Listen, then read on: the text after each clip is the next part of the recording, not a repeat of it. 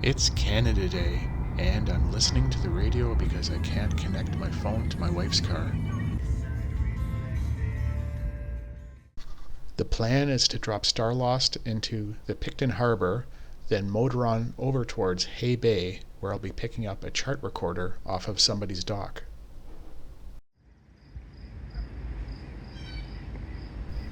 Here we are in Picton, Ontario, Canada, right in the middle of beautiful Prince Edward County.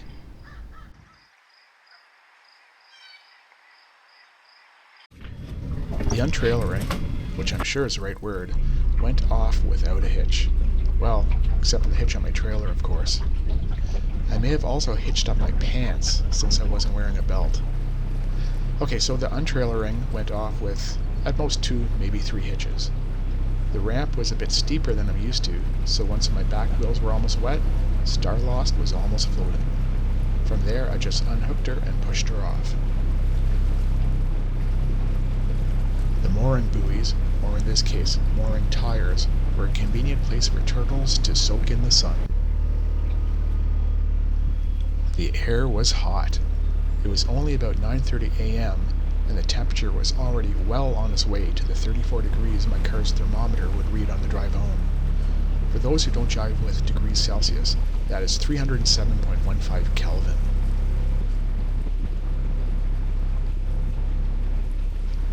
I assume that is a water plant to port, since I'm getting the feeling that someone is about to rush out saying something's not working and asking if I changed one of the PLC programs. A statue of a heron guards the harbor. There are actually 2 statues, one in the positive and one in the negative.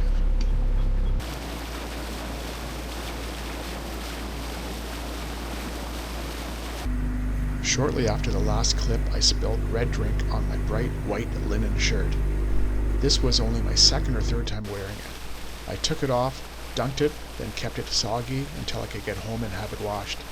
I figured if it dried, those splotches would be permanent.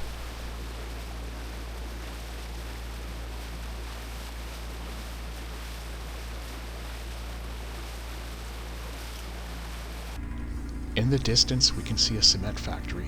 Cement is great for making things like concrete, which in turn is great for making things like house foundations, bridges, and brutalist architecture.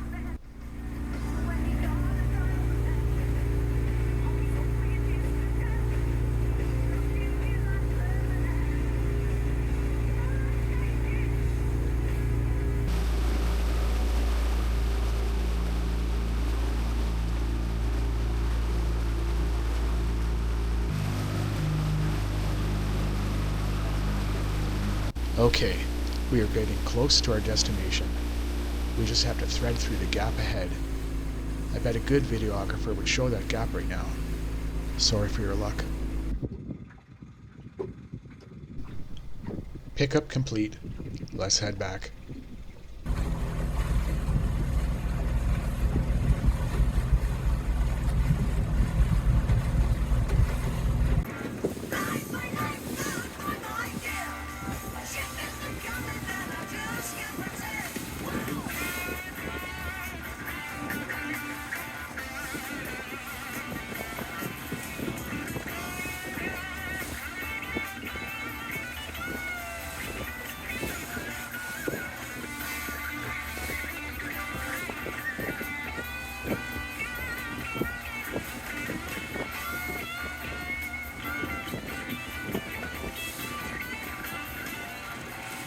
I'm not a big fan of the Yamaha controls, so I'm trying an alternative. So far so good, but I'll probably swap the shifter and throttle. You might have noticed a reoccurring theme with the music in the background. I was once asked, what did I build this boat for? I hadn't really thought about it before, but I immediately replied with something like, to find an out-of-the-way spot, listen to Rush, and read sci-fi. In previous videos, I edited out most of the music in fear of copyright strikes. Since these videos are mostly for me, I decided I'd rather have the music I was actually listening to at the time instead of some unrealistic dream of monetization.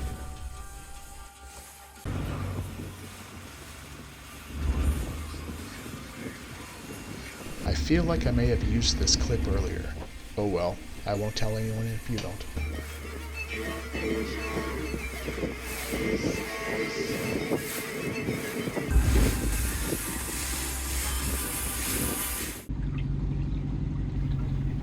Back in the harbor, mission complete. At the start of this video, I mentioned that I was listening to the radio. I pull Star Lost with a Toyota Venza, which has an entertainment system that is nothing short of confounding.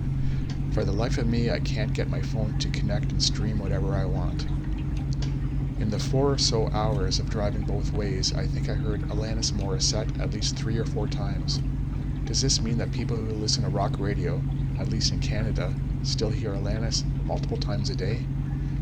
Not that there's anything wrong with Alanis, but they could have thrown in Lee Aaron's Metal Queen at least once. There were a few beautiful wooden boats parked in the harbor. Let's go take a closer look.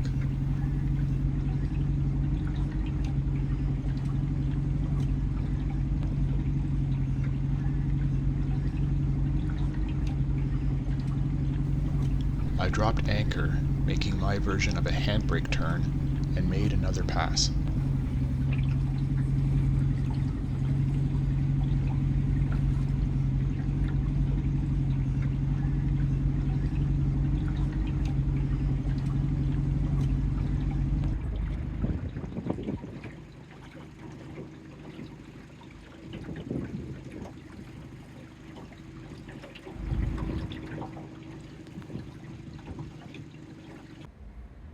So I'm anchoring, going to make some food, relax a bit, get a drink. Found a nice little quiet spot here, out of the wind. I think this will do.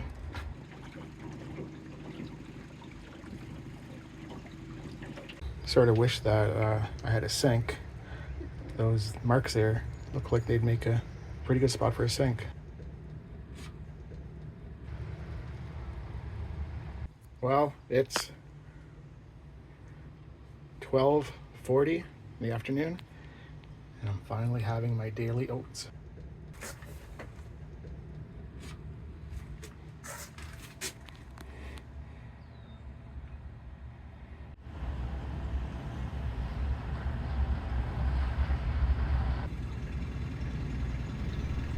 I'm no duckologist, but I think these are adult male mallards in eclipse. At first I thought they were juveniles, but since they weren't hanging out at the corner store smoking cigarettes, I second-guessed that assumption. I found my out-of-the-way spot, and I listened to some Rush. I'd love to now kick back and read some Peter Watts, but it's too hot. Sticking to cushions while bathed in sweat wouldn't set the right mood for a book set in the clinical cold of space. Time to head home.